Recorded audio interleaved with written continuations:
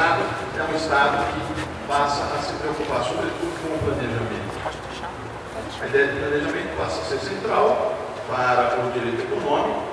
O planejamento significa, nesse contexto, a permanência da atuação e uma atuação sistemática por parte do Estado. Planejamento, portanto, que vai permanecer como uma nota característica do direito econômico.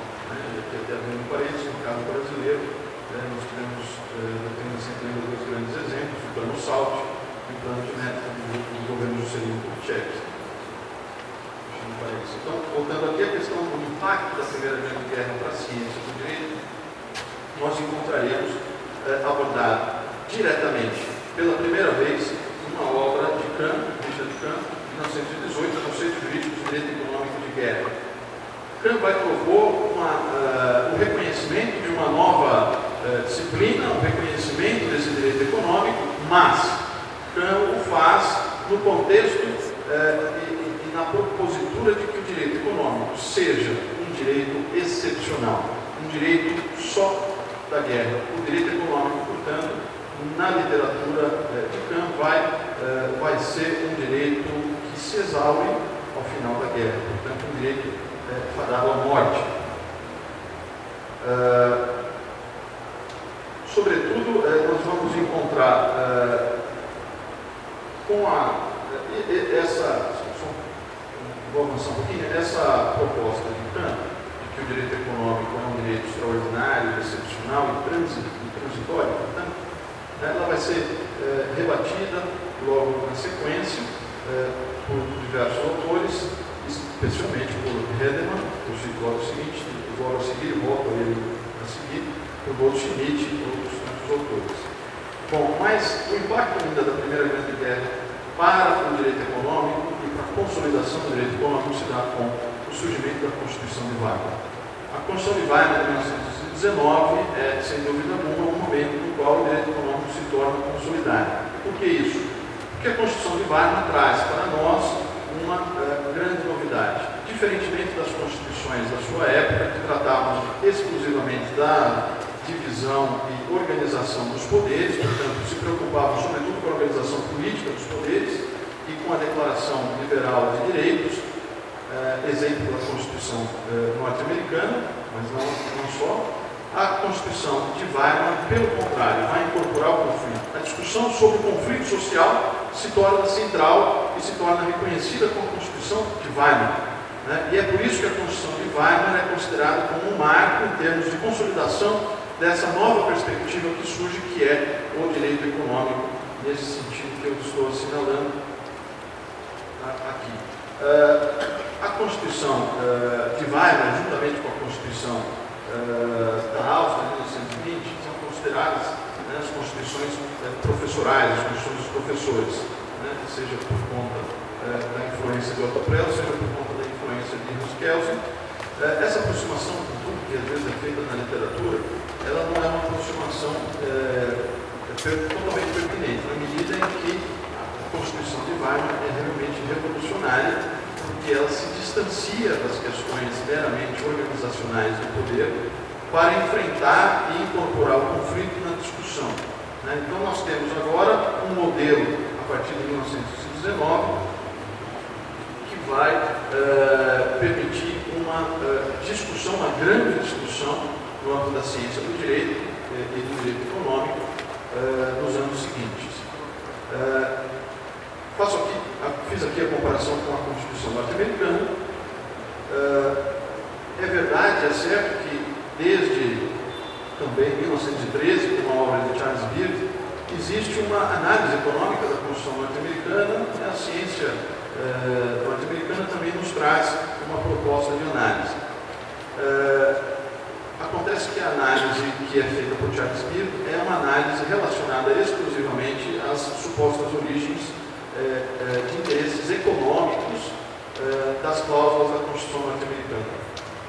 O que Charles Beard está fazendo, na verdade, é uma análise de como essas normas têm na sua origem interesses privados, interesses individuais, interesses econômicos, que foram efetivamente, segundo ele, a matriz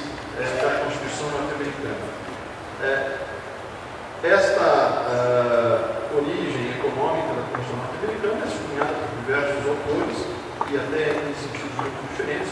Faço referência aqui, por exemplo, ao historiador Charles Meek, que lembra que a Constituição norte-americana surgiu de uma reunião em Filadélfia que foi convocada para resolver uma disputa econômica de exploração do rio Potomac, né, entre 4 estados. Essa análise econômica não tem nenhuma relação com o direito econômico que surge com a Constituição de Weimar. Ela teve também os seus críticos nos Estados Unidos. Eu cito aqui o professor Richard Brown, mas a verdade é que, Robert Brown, desculpe, mas a verdade é que que inclusive chega ao ponto de recusar e rebater item por item, né, os supostos documentos comprobatórios que Charles Meek usa para demonstrar a questão dos interesses econômicos subjacentes à Constituição norte-americana. Essa discussão não guarda relação nenhuma com o direito econômico que surge e se consolida a partir da Constituição de Weimar. Esse direito econômico é o direito econômico tratado inicialmente na obra de Hedemann, Noções Elementares de Direito Econômico, de 1922, também na obra de Hans Goldschmidt, de 1923. Goldschmidt vai dizer, inclusive, vai afirmar que o direito econômico é exatamente o direito da economia organizada. Esse é o direito econômico que surge, o direito da economia organizada. Na verdade, com Hedemann nós vamos perceber que o direito econômico agora não pode mais ser, como diz Hedemann, não pode mais ser reduzido a uma espécie de ramo, mais um ramo, entre outros ramos do direito. Diz Hedemann, não é um ramo, e o direito econômico também não é um direito de transição ou um direito esporádico. O direito econômico é permanente, o direito econômico diz respeito a todo o direito. Toda, portanto, a ciência jurídica deveria estar atenta ao surgimento agora do direito econômico e à sua vocação do direito econômico para enfrentar os problemas gerais do direito e os problemas apresentados também pela própria ciência jurídica. Esse direito econômico propõe uma emancipação das formas tradicionais do pensamento jurídico.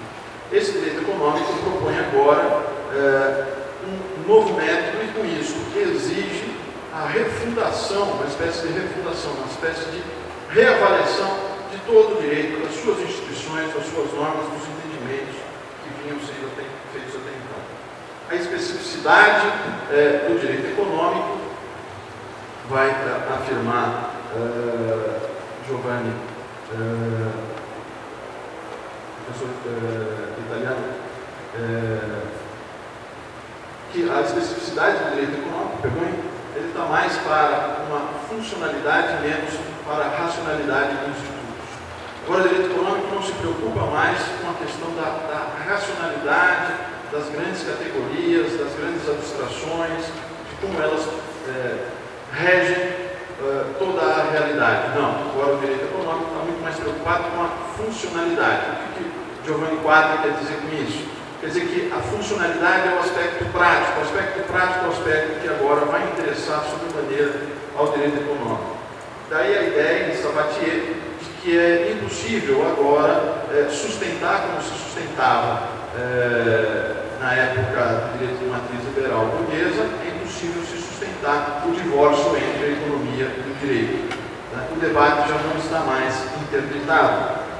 Daí que eu trago aqui a colação como exemplos, nessa linha de consideração, alguns autores. O Stefano Rodotà, que para falar do direito econômico fala do direito econômico como uma espécie de direito comum, com essa expressão que quer designar na sua obra que existe por trás de todo o direito, como base de todo o direito econômico, da ideia de direito comum.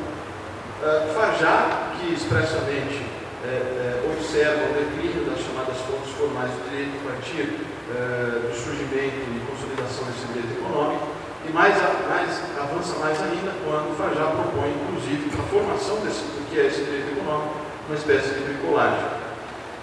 Lourenço Mossa, que foi o grande responsável pela transferência de toda a doutrina, transferência, entre aspas, da doutrina, pela divulgação da doutrina alemã Na Itália, o Lorenzo Mossa e é considerado o primeiro professor da primeira disciplina na Universidade de Pisa. Lorenzo Mossa, em 1948, vai fundar uma revista, a nova revista de Direito Comerciale, de Direito da Economia e Direito Sociale, na qual ele vai conseguir promover essa difusão sobre a discussão de um novo direito, sobre os novos fundamentos do próprio direito em si, e, portanto, o direito econômico como um método de compreensão de todo o direito, e não como um ramo, mais um ramo. Aliás, é exemplo do que fez também Hederman, quando fundou o Instituto de Direito e Economia na cidade de Gênova, e pôde promover também a difusão dessa importante discussão. Tivemos aqui um momento da Grande Depressão e da Segunda Guerra Mundial, que vão, aqueles 29 depois da Segunda Grande Guerra, vão, na verdade, consolidar esse entendimento de que a coordenação do Estado se faz necessária no âmbito macroeconômico, a presença do Estado, sobretudo a partir da Revolução Keynesiana, e a importância da Revolução Keynesiana para a formatação do próprio direito econômico, como uma categoria que vai lidar com esse aspecto que eu chamei agora há pouco de coordenação, a necessidade de uma, como diz o professor Celso Furtado, de uma entidade de uma estrutura, descentralizar uma estrutura nacional as questões relacionadas à economia. Portanto, o Estado efetivamente surge aqui, se consolida esse chamado Estado econômico. Esse Estado econômico é um Estado em que a função de desenvolvimento é a ele inerente. O desenvolvimento nacional passa a ser uma função do Estado. Aliás, a discussão sobre as funções do Estado é extremamente importante e cara ao próprio direito econômico. E essa, talvez até mais do que uma função, como diz o professor Fábio Comparato, um objetivo do próprio Estado, o objetivo, diz o professor Comparato, o objetivo fundamental do Estado é exatamente a questão do desenvolvimento econômico nacional. Para fechar essa segunda abordagem, eu trago então o conceito de direito econômico ao qual eu me alinho, que é o conceito de Norbert Reich a respeito da dupla instrumentalidade. O direito econômico não é mais, ou não é apenas, a organização do processo produtivo da economia capitalista. Ele é também a organização jurídica do processo de produção da economia na economia capitalista. Mas ele é, além disso, um direito que pode e deve promover a transformação. Ele é um direito, portanto, que deve se empenhar em obter e produzir transformação a partir dos interesses coletivos, dos interesses nacionais, a transformação das estruturas econômicas. Passo muito rapidamente falar de alguns conceitos e teorias. Há inclusive um trabalho do professor Carvalhosa, no qual ele agrupa tantas e tantas escolas, mais de 10 escolas, na verdade, sendo mais uma negacionista e uma outra que ele chama de específica. Mas o que me interessa aqui é simplesmente sublinhar, a partir dessa discussão, ainda a dificuldade e o tipo de dificuldade que se pode encontrar na confirmação, na compreensão do direito econômico. Começo com aquilo que eu estou chamando de orientações restritivas. Dentro dessas orientações restritivas, nós temos, por exemplo, o chamado droit des affaires, que muitas vezes, muitos autores na França utilizam na expressão droit public économique, mas que não deixa de ser também um mero droit des affaires, um direito que de alguma forma se reduz retroage àquela proposta de Lenin, ou seja, um direito em torno da indústria ou direito em torno dos negócios propriamente ditos, né? Aqui no Brasil, exemplifico com a obra do Geraldo Camargo Vidigal, obra do final da década de 70, no qual nós encontramos um conceito de direito econômico alinhado exatamente a essa ideia de um direito econômico com guardas a fé.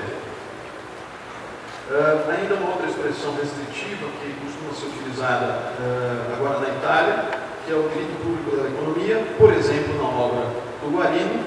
Se formos ler a obra do Guarino, vamos encontrar ali praticamente exclusivamente uma discussão em torno do direito administrativo. Não há sequer um posicionamento sobre o que seria um direito econômico, né? Aliás, o próprio direito econômico aqui, portanto, não alcança muitas vezes autonomia.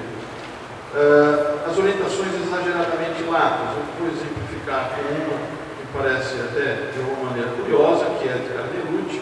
Carnelucci empresta o seguinte conceito ao direito: ele entende que o direito é a forma de mediação do egoísmo humano.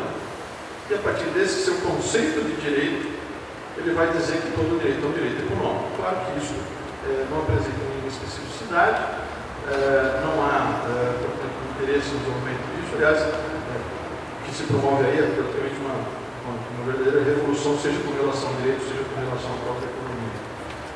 Orientações mais específicas. Bom, aqui eu gostaria de fazer referência a uma orientação presente na obra de Mário Longo. Mário Longo chega a propor que o direito econômico não se chama direito econômico, que ele se chama direito de ciência da legislação e da economia. Direito de ciência da legislação e da economia, porque na visão da obra de Mário Longo, na visão que ele, parece acertadamente, tem do fenômeno, ele percebe que a questão da instrumentalidade, que faz parte do direito econômico, a qual eu vou me referir mais adiante com mais calma. A questão da instrumentalidade, que como dizia, inerente à norma e, portanto, faz parte do direito econômico, ela está, como se diz na doutrina, na origem da própria norma. Isso quer dizer, muitas vezes, no momento, inclusive, da redação da norma. Então, Mário Longo tem toda uma preocupação a respeito de como fazer com que, no momento em que vai ingressar na redação de um projeto de lei, vai ingressar a consideração da instrumentalidade, né? Como é que isso deve ingressar? Como é que isso deve se colocar? Daí a preocupação dele com a ciência da legislação. Não é uma preocupação com o desenho legislativo, não é uma preocupação com métrica da lei, né? É uma preocupação que atinge exatamente o coração do direito econômico, a questão da instrumentalidade. Mário Longo vai adiante, ele propõe inclusive uma codificação do direito econômico, é a proposta dele. Aliás, aqui no Brasil nós temos, no mesmo sentido, a proposta do professor, nessa casa, o professor Fábio nos deu. Essa codificação, portanto, ela seria importante, não é um resgate da velha doutrina, ou do momento das grandes codificações da Europa, mas sim uma proposta diferente. Quando o professor Fábio nos deu, por exemplo, vai sugerir que isso se dê no Brasil por lei complementar, o Mário Longo vai sugerir que isso se dê, no caso da Itália, por lei constitucional. Por lei constitucional, por um motivo. O Mário Longo entende que isto é o coração de todo o direito. Daí a proposta que ele faz para que o Código de Direito Econômico se transforme em norma constitucional e ocorra essa constitucionalização. Constitucionalização aqui no sentido hierárquico, né, de transformar determinadas normas em normas de nível constitucional, como costumava ser utilizado o conceito naquela época, por diversos autores, Barilli, Ranelletti, inclusive o próprio Mário Longo. Orientações negacionistas, eu quis trazer nas orientações negacionistas, eu estou aproveitando a expressão utilizada pelo professor Carvalhosa, negacionista, mas para indicar aquelas orientações que negam a existência do direito econômico. E aqui eu trago uma obra recente, de 2014, a primeira edição desses autores, do Francesco Vella e Giacomo Bossi, é de 2014. E é uma orientação negacionista. Eles afirmam exatamente o seguinte: o direito econômico, a empresa é o centro da economia, é o centro das relações econômicas, é o que movimenta, dizem eles, o que movimenta a economia, é o motor da economia, é a empresa. E o direito que trata da empresa é o direito comercial. Logo, dizem eles, o direito comercial é o direito econômico. Assim simples, e o restante da obra, portanto, eles vão apanhar no direito econômico, que trata, na verdade, do direito comercial. No Brasil, gostaria de fazer, então, uma referência, ainda aqui breve, a alguns autores,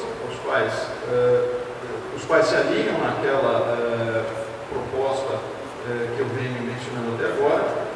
O primeiro autor, Washington Peluso Albino de Souza, com um artigo inovador, um artigo no Brasil inovador da década de 50, no qual ele propõe exatamente que a especificidade do direito econômico está no que ele chama de economicidade, e não de economia. Ele até considera a expressão economia muito ligada, muito atrelada à questão do liberalismo. E ele está chamando de economicidade exatamente pela questão da vantagem em relação à finalidade da norma.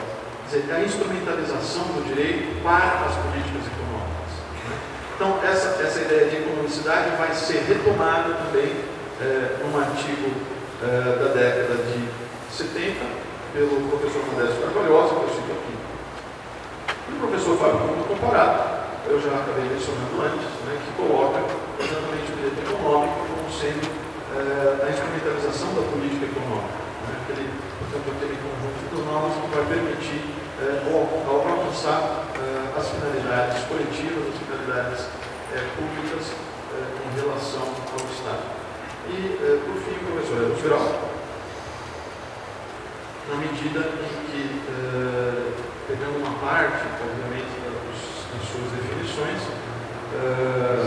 naquilo em que ele observa que o direito econômico incorpora o conflito, incorpora, portanto, a realidade concreta na análise jurídica. Na análise jurídica, portanto, agora o conflito faz parte, uma parte inerente importante para fim de análise jurídica. Na década de 90, a partir do consenso de Washington, sobretudo, vai surgir o que o professor Gilberto Bercovitch, em artigo com o professor Massoneto, chamam de, lembram como sendo um novo direito público da economia, tendo aqui como ilustrativa a obra de Douglas North sobre institutionalismo, na qual Douglas North vai propor a análise institucional do direito econômico, na perspectiva de que, havendo instituições atrasadas, convivendo com instituições modernas, avançadas, e na medida em que hoje em dia não há mais um custo gigantesco de informação, a informação circula abertamente com facilidade, é intolerável, portanto, e assim resolver o problema, basta, portanto, conceder as melhores instituições para superar as crises ou o problema de não desenvolvimento. Essa análise é baseada numa análise individualista, porque na base dessas instituições são consideradas as pessoas, os indivíduos, portanto, a vontade dos indivíduos, e, sobretudo, essa análise é uma análise ahistórica, é uma análise que não se preocupa com a historicidade. E a historicidade é um elemento importante do direito econômico. A historicidade que surge com a Primeira Grande Guerra Mundial, e aquele momento de historicidade vai permanecer. Não é possível o direito econômico se alienar como uma abstração fora da sua realidade, do seu contexto. Tanto que, no caso brasileiro, a crítica formulada a essa proposta é justamente da falta de percepção que instituições, digamos, atrasadas, como economia de subsistência, ou seja até a redução da situação do trabalhador à condição análoga do escravo, essas situações, na verdade, elas estão integradas no mesmo sistema econômico em graus distintos. E uma se alimenta da outra. Não são instituições separadas, não são abstrações que nos comunicam, nem pelo contrário. Portanto, a questão estrutural não há como enfrentar essa problemática apenas com uma proposta como a de Douglass North, especificamente falando dele, é uma proposta institucionalista. Por fim, no último bloco, quero fazer referência a isso, que eu já adiantei como o direito econômico do desenvolvimento. Esse direito econômico do desenvolvimento baseado, sobretudo, na ideia, baseado, sobretudo, na perspectiva brasileira, né? Portanto, em coerência com as premissas que nós adotamos sobre o que é o direito econômico, e na perspectiva do direito brasileiro também, mas não só, eu vou adotar essa perspectiva, claro, mas ela pode também extrapolar ou se aplicar em outras situações. A primeira observação que eu gostaria de fazer é sobre essa suposta dicotomia entre mercado versus Estado. Né? O direito econômico dos agregados nacionais, o direito econômico que surge para fins de desenvolvimento, esse direito econômico não pretende colocar o Estado, um dilema à sociedade entre adotar ou permanecer com o Estado ou permanecer com o mercado. Na verdade, aqui a questão é, como diz o professor Fernandes, que tipo de Estado nós queremos desenvolver e que tipo de mercado nós pretendemos construir. O mercado não é uma entidade natural. O mercado é uma instituição política e, como instituição política, ele está inserido numa ordem de poder, né? Numa estrutura de poder. Portanto, o que o direito econômico pretende aqui é exatamente atuar nesse espaço político-econômico da acumulação, de maneira a permitir ou a buscar uma transformação. Esse, portanto, é o direito econômico do excedente. Né? Um direito econômico que se preocupa com a forma de apropriação do excedente. Um direito econômico que não é baseado, como nas leituras economicistas tradicionais, clássicas hoje, mainstream, um direito econômico que não está apoiado na ideia de escassez e de utilidade. Assim, agora, um direito econômico apoiado na ideia de excedente, porque é o excedente que vai permitir ao Estado realizar aquelas tarefas, aqueles objetivos fundamentais. Portanto, esse direito econômico está apoiado na ideia do excedente como demonstração da forma pela qual há em determinada sociedade a apropriação do excedente. Esse direito econômico, portanto, ele incide diretamente na estrutura de poder e na estrutura de dominação, porque ele vai atuar exatamente nesta área político-econômica da acumulação do capital. Obviamente que isso não se dá sem maiores embates, mas a verdade é que esse direito econômico, que é o definido pelo professor Gilberto Petrovich, é o direito econômico ao qual nós nos alinhamos. E esse direito econômico é também o direito das agregadas nacionais. Porque como eu disse já, é necessário uma entidade estruturada em caráter nacional que seja capaz de identificar as demandas e as necessidades coletivas e, a partir das demandas e necessidades coletivas, seja capaz de coordenar e agrupar os diversos agentes econômicos para que se possam atingir as finalidades coletivas, as finalidades e os objetivos implantados no direito, especialmente pela Constituição. Esse, portanto, é o direito econômico dos agregados nacionais. Identificar e coordenar a partir dos objetivos e das metas constitucionais de um direito econômico que visa a transformação, que recupera, portanto, aqui aquela dupla instrumentalidade do Norbert Reich. Por fim, portanto, o desafio frutadiano, né, é preciso, sobretudo, resistir às tentativas de desequilíbrio do nosso sistema econômico, as tentativas que existem de desintegração do sistema econômico brasileiro, e é preciso, portanto, transformar as estruturas ainda arcaicas que permanecem na sociedade brasileira a partir da ótica que eu apresentei.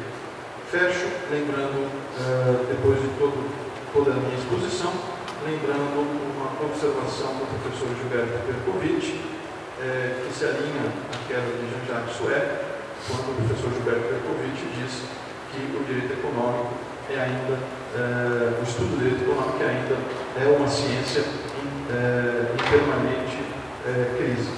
Obrigado pela atenção, fico à disposição da banca. Agradeço, candidato.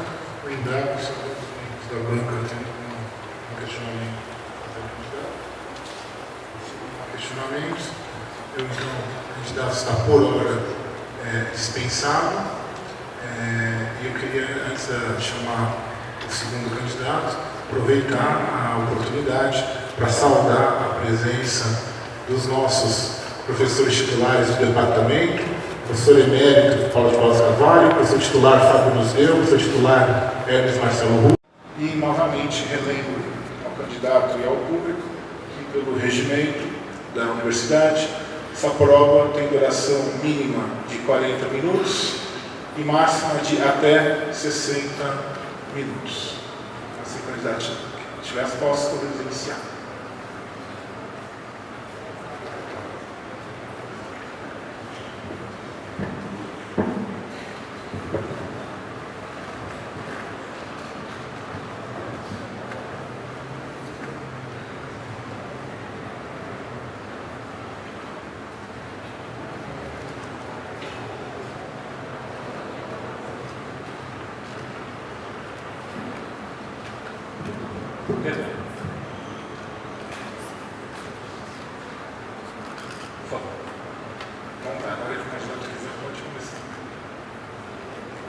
Excelentíssimos membros da banca examinadora do concurso de professor titular de Direito Econômico e Economia Política da Faculdade de Direito da Universidade de São Paulo, professores titulares Gilberto Bercovitch, Regis Fernandes de Oliveira, Romeu Felipe Bacelar Filho, Maria Vitória de Mesquita Benevides, Antônio Avelange Nunes, senhoras e senhores, boa tarde.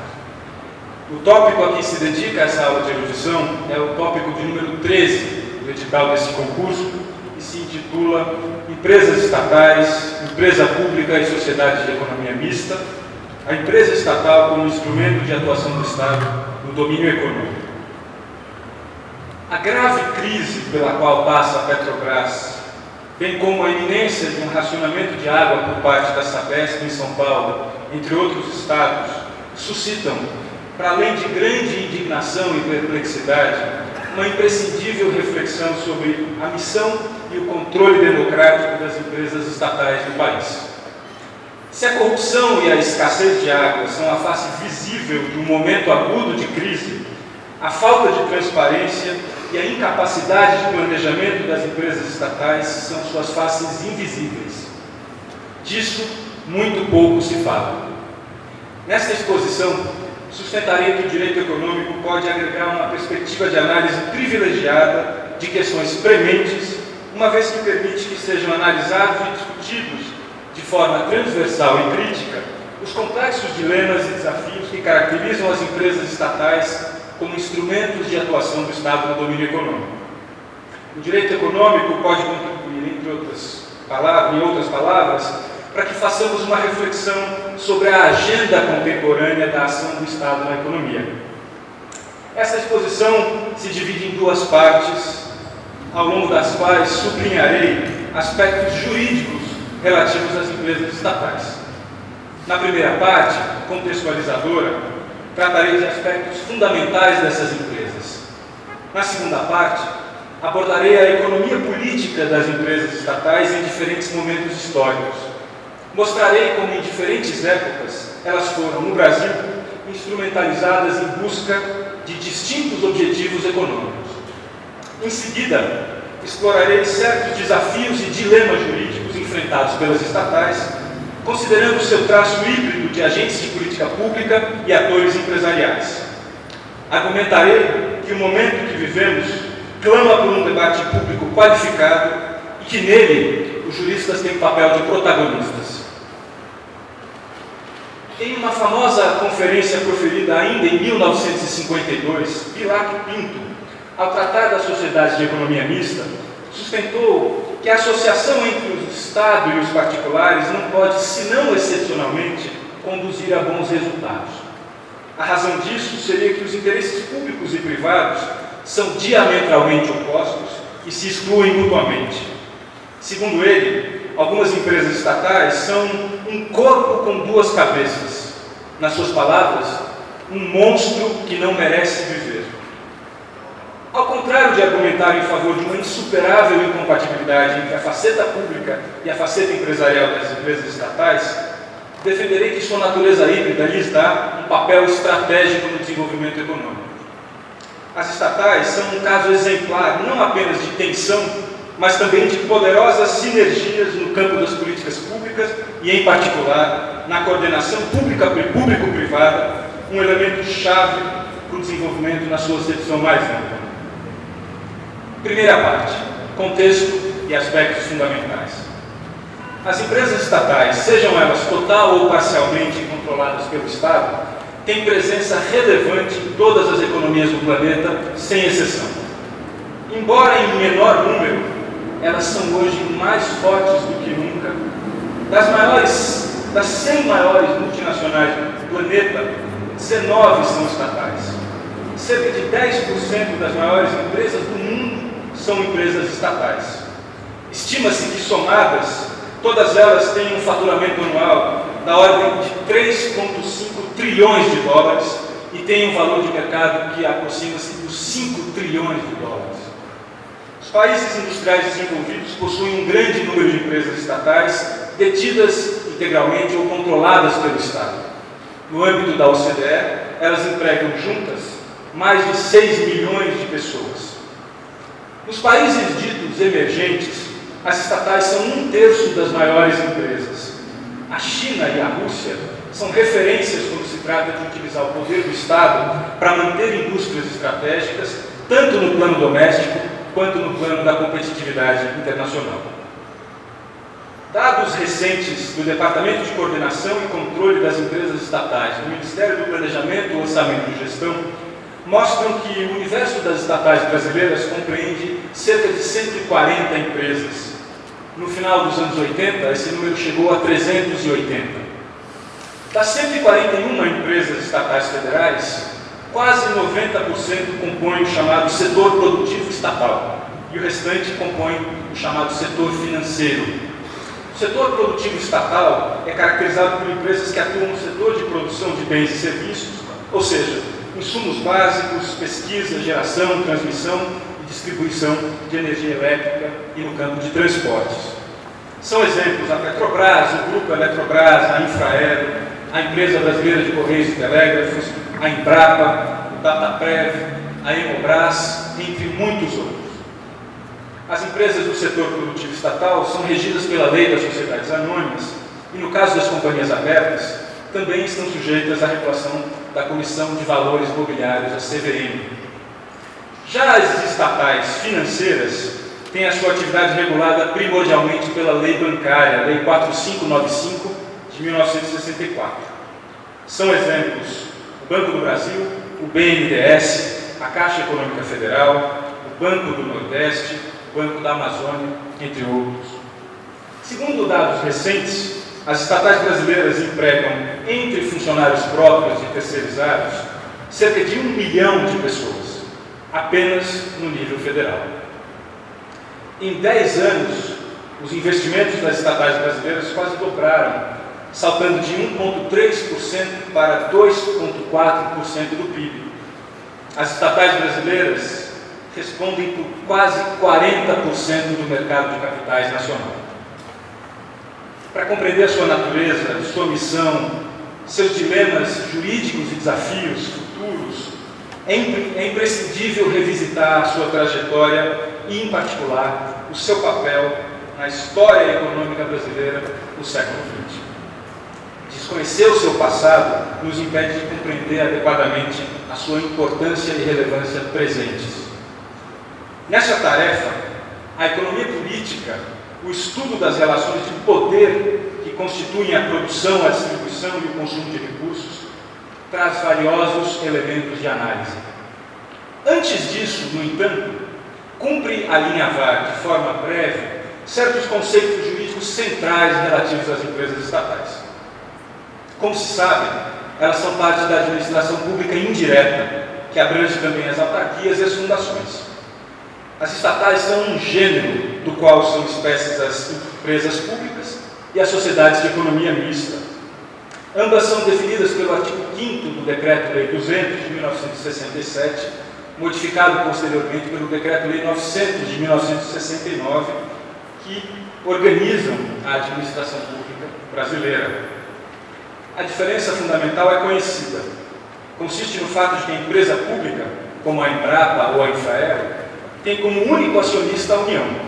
Já a sociedade de economia mista tem a maioria do seu capital votante pertencente à União ou a entidades da administração indireta. Seria o caso, por exemplo, do Banco do Brasil ou da Petrobras, mais uma vez. Tanto as empresas públicas quanto a sociedade de economia mista têm personalidade jurídica de direito privado. Essa personalidade jurídica de direito privado lhes dá maior autonomia gerencial, maior autonomia orçamentária e financeira, assim como lhes garante maior flexibilidade de atuação em comparação com as fundações e com as autarquias. Como assinala Celso Antônio Bandeira de Mello, entretanto, mesmo na sociedade de economia mista, a personalidade de direito privado é matizada intensamente por diversos elementos de direito público. Isso tem a finalidade de ajustar as empresas estatais às funções públicas para as quais foram criadas. Para Temístocles Brandão Cavalcante, comparando os dois tipos de empresa estatal, verifica-se que nas empresas públicas há maior integração com o sistema administrativo do Estado. As empresas públicas podem assumir formas societárias diversas, mas as sociedades de economia mista devem necessariamente estruturar-se na forma de sociedades anônimas, como determina o Decreto-Lei 200. As empresas estatais compõem um gênero bastante diverso e heterogêneo. Elas têm presença nos mais diversos campos da atividade econômica do país. Algumas são dependentes de recursos do seu ente controlador, como, por exemplo, a Companhia Nacional de Abastecimento, a CONAB, e outras têm orçamento de investimento próprio, como, por exemplo, o Instituto de Resseguros do Brasil e a Dataprev. As receitas das empresas estatais dependentes de recursos do Tesouro compõem o orçamento público e estão sujeitas às regras de execução orçamentária da administração direta. Como nos ensina Regis Fernandes de Oliveira, as receitas auferidas pelas estatais são receitas originárias do Estado. As empresas públicas federais sujeitam-se à Justiça Federal, enquanto as sociedades de economia mista estão sujeitas à Justiça Comum. A atuação das empresas estatais volta-se tanto à prestação de serviços públicos, como é o caso do metrô ou da Sabesp, como também à exploração de atividades econômicas em sentido estrito, para fazer referência a uma conhecida distinção utilizada por Eros Roberto Grau. As empresas estatais que desempenham atividades econômicas em sentido estrito podem fazê-lo tanto em regime de competição com empresas privadas, nos termos do artigo 173 da Constituição Federal, como em regime de monopólio, nos termos do artigo 177 da Constituição Federal. As empresas estatais que prestam serviços públicos gozam de privilégios, mas também podem estar submetidas à competição com agentes privados, como é o caso da Empresa Brasileira de Correios e Telégrafos, no que se refere especificamente ao mercado de encomendas e de serviços de courier. Quando atua em regime de competição com o setor privado, a empresa estatal deve, nos termos do artigo 173 da Constituição, sujeitar-se ao regime jurídico civil, comercial, trabalhista e tributário das empresas privadas. Porém, essa regra de equiparação com o setor privado não se aplica se a empresa estatal prestar serviço público, como já decidiu em diversas ocasiões o Supremo Tribunal Federal Brasileiro. Como nos ensina Romeu Felipe Bacelar Filho, a responsabilidade objetiva das pessoas de direito privado prestadoras de serviços públicos abrange as empresas públicas e a sociedade de economia mista quando estiverem oferecendo tais serviços. As estatais prestadoras de serviços públicos têm imunidade tributária e, conforme tem entendido o Supremo Tribunal Federal, têm seus bens considerados impenhoráveis. Vale mencionar ainda o fato importante, eu diria absolutamente central, de que as empresas estatais estão sujeitas ao chamado poder de tutela, por meio do qual, sem que haja um vínculo direto de subordinação hierárquica, elas se alinham por meio de uma lei setorial, ou por meio de supervisão ministerial, ou por meio de ambas as coisas, as políticas públicas definidas pelo legislador e implementadas pelo executivo. Essas orientações são incorporadas ao Estatuto Social das Estatais e são aprovadas em suas Assembleias Gerais. Nas palavras de Caio Tácito, as empresas estatais são voltadas à coletividade, ao contrário das empresas privadas, que são voltadas aos seus acionistas a despeito de cumprirem uma função social.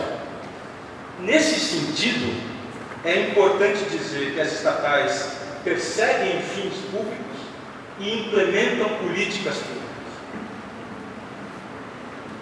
De outro lado, isso não significa dizer que a sua gestão e a sua administração devam ser conduzidas a partir de critérios políticos. A emenda constitucional número 19 de 1998 alterou o artigo 173 da Constituição Federal, que determina que a exploração direta da atividade econômica pelo Estado só será permitida em casos de imperativo de segurança nacional ou de relevante interesse coletivo. Tal emenda instituiu a previsão de criação de um estatuto jurídico da empresa estatal no país. Tramita no Congresso Nacional, por conta disso, o projeto de lei complementar número 207 de 2009. Esse projeto, acredito, representa uma valiosa oportunidade para a discussão da sociedade brasileira, uma vez que propõe uma série de modificações absolutamente centrais nas empresas estatais do país.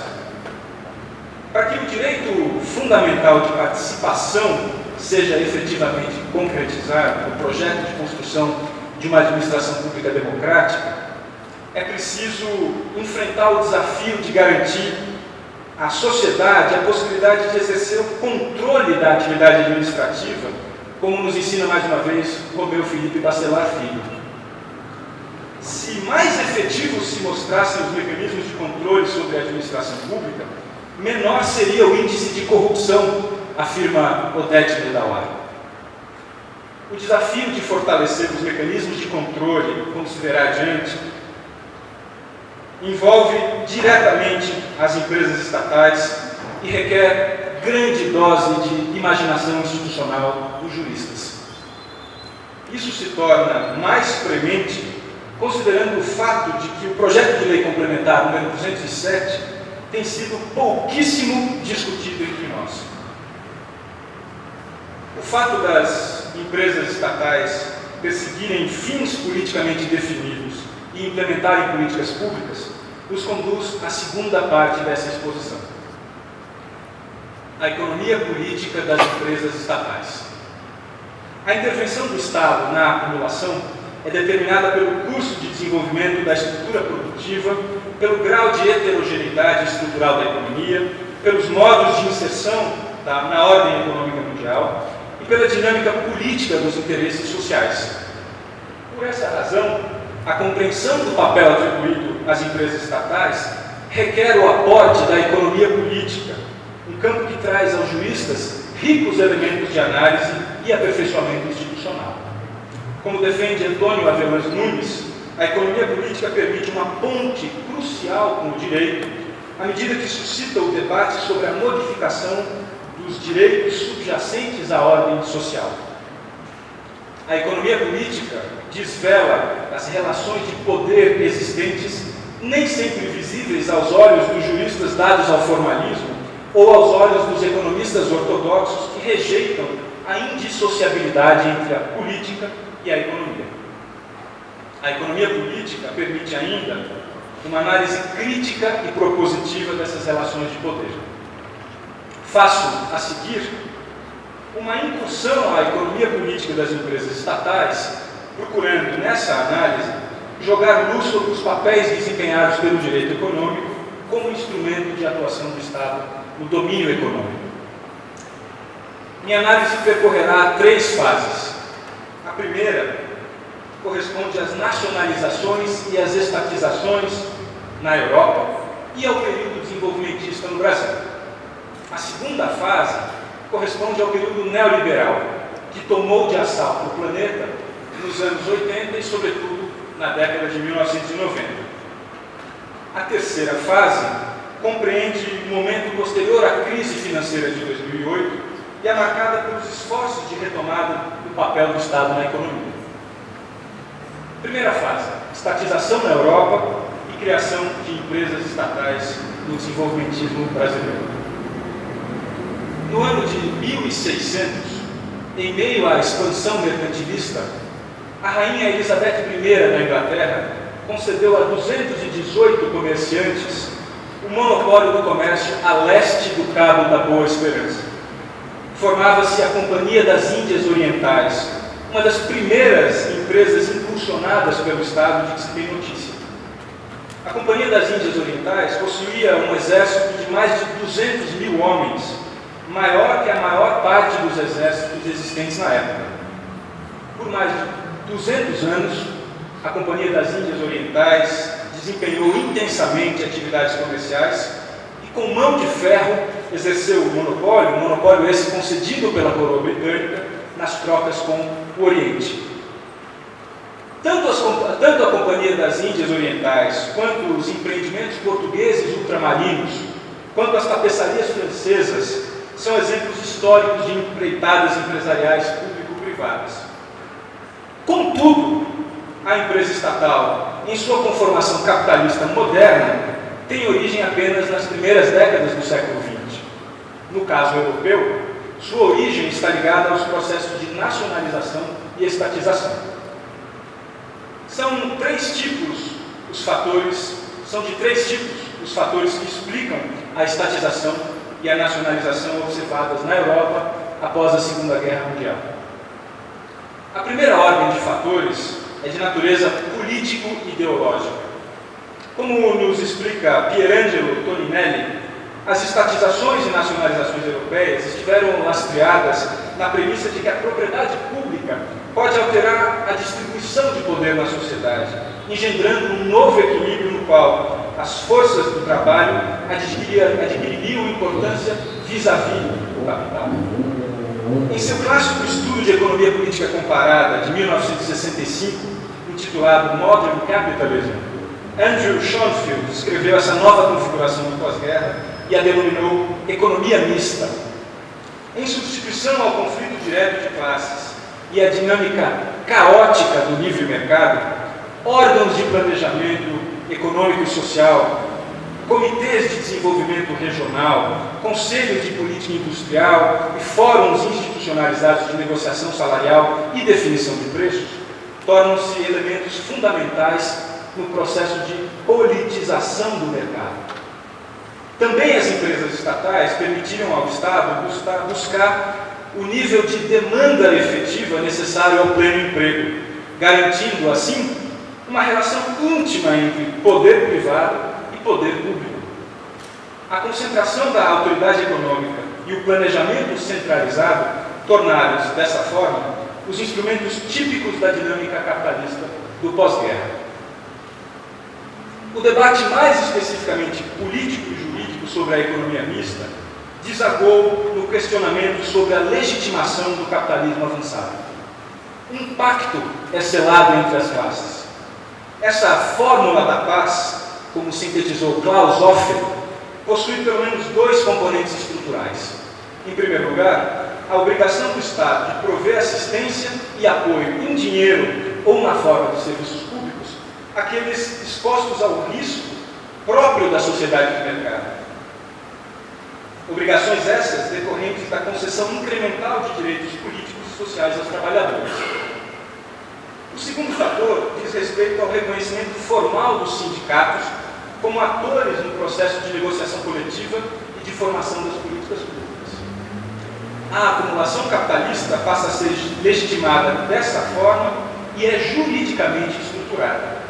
São as políticas keynesianas que sustentam esse pacto político-econômico e permitem a expansão do welfare state.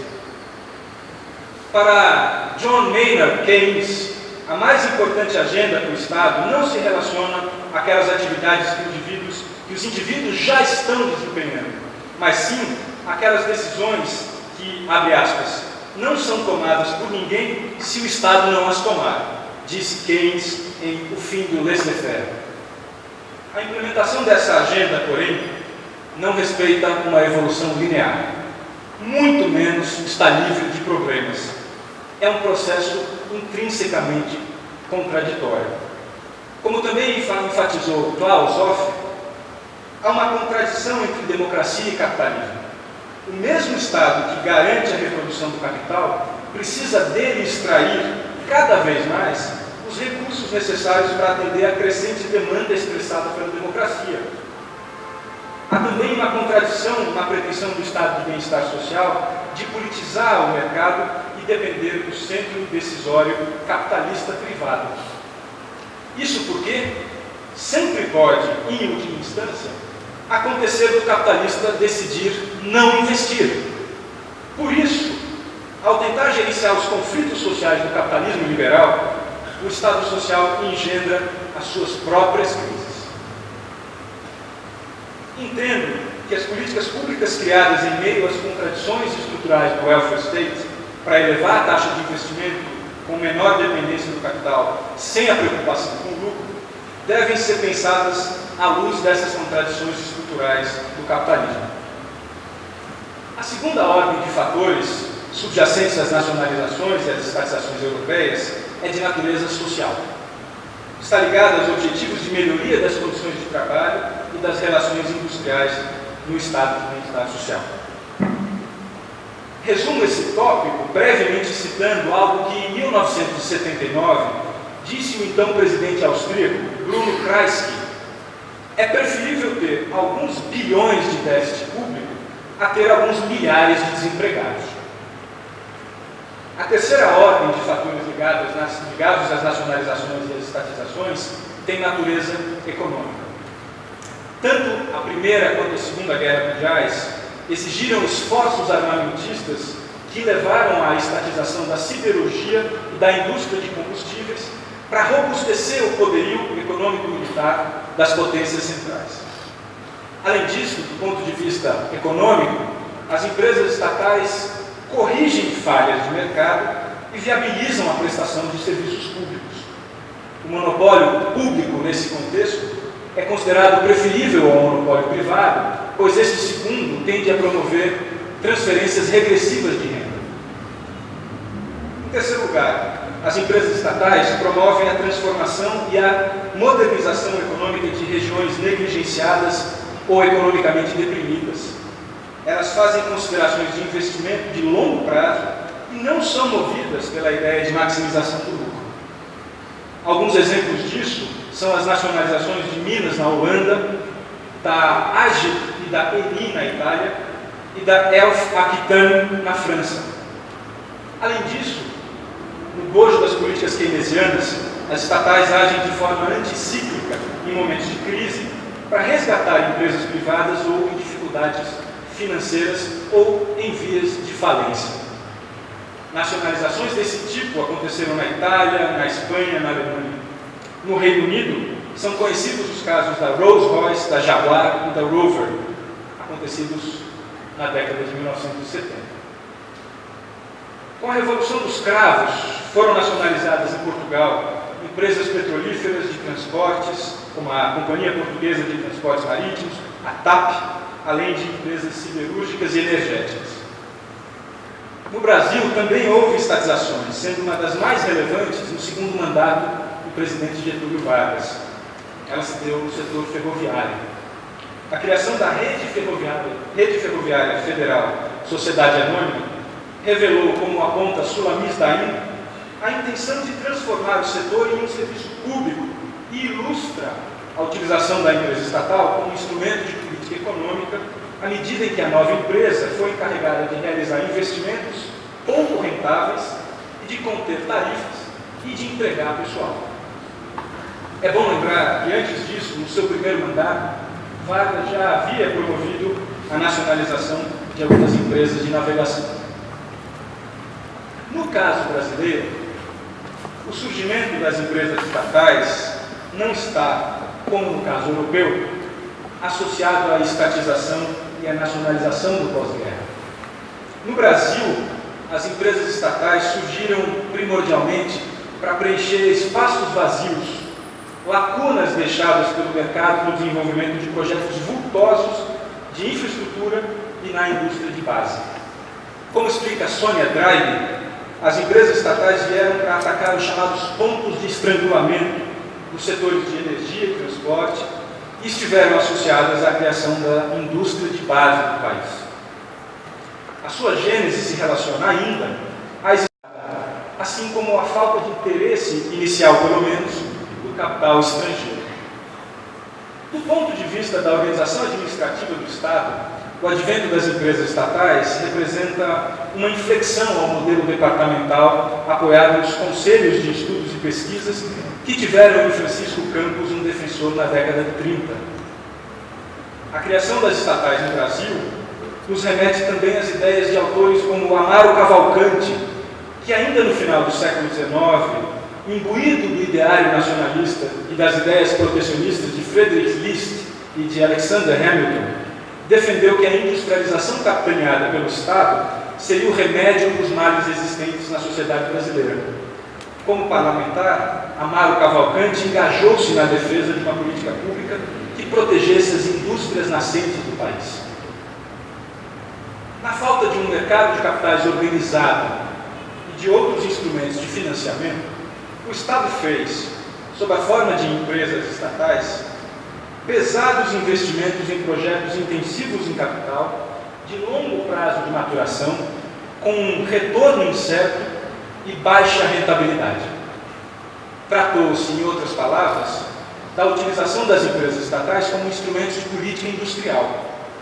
De acordo com essa premissa, teóricos como Albert Hirschman, Alice Amsden, Peter Evans e outros entendem que as estatais ajudaram na canalização de recursos, apoiando o desenvolvimento de atividades capazes de produzir elevadas externalidades e ligações industriais na propulsão do desenvolvimento.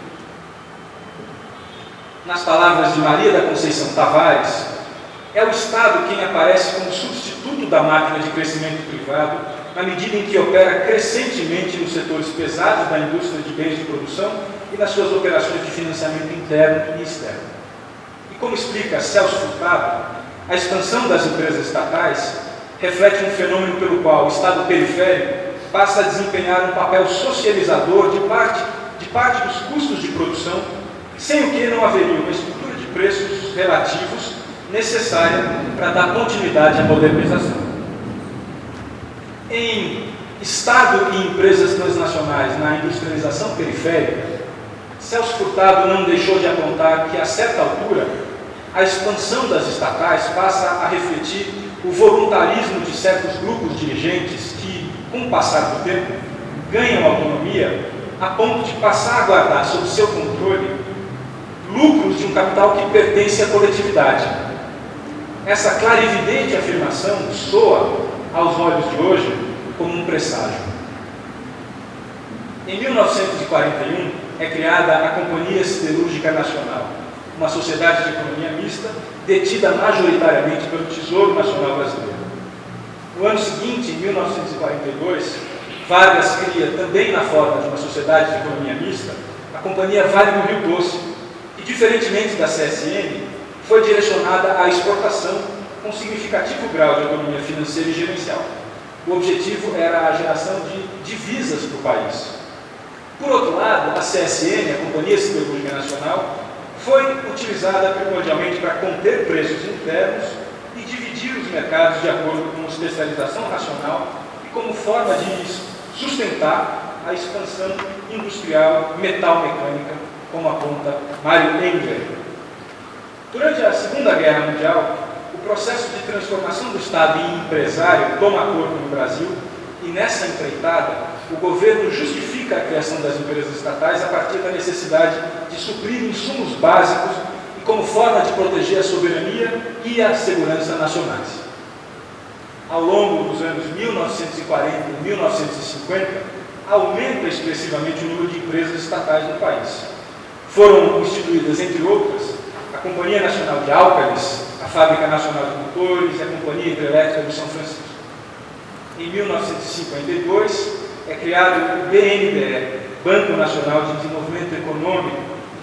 No dia 3 de outubro de 1953, é constituída a Petrobras.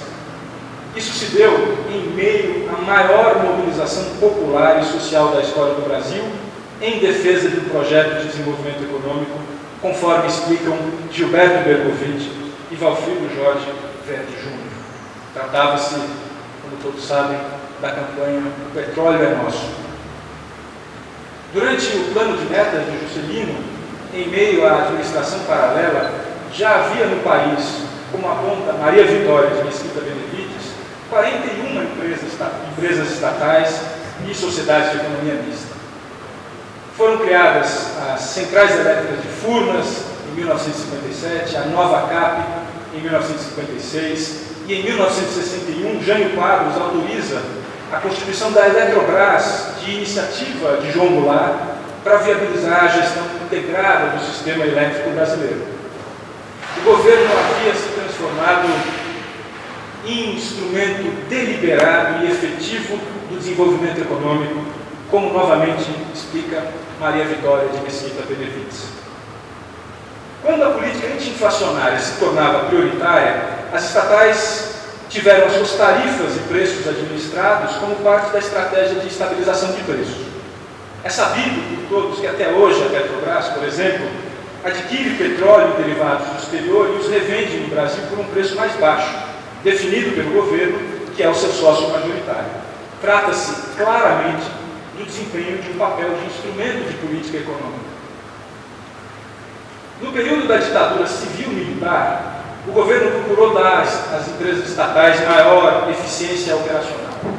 Sob Castelo Branco, a política econômica mantém o caráter interventivo e passa, de forma explícita, a direcionar os investimentos dessas empresas.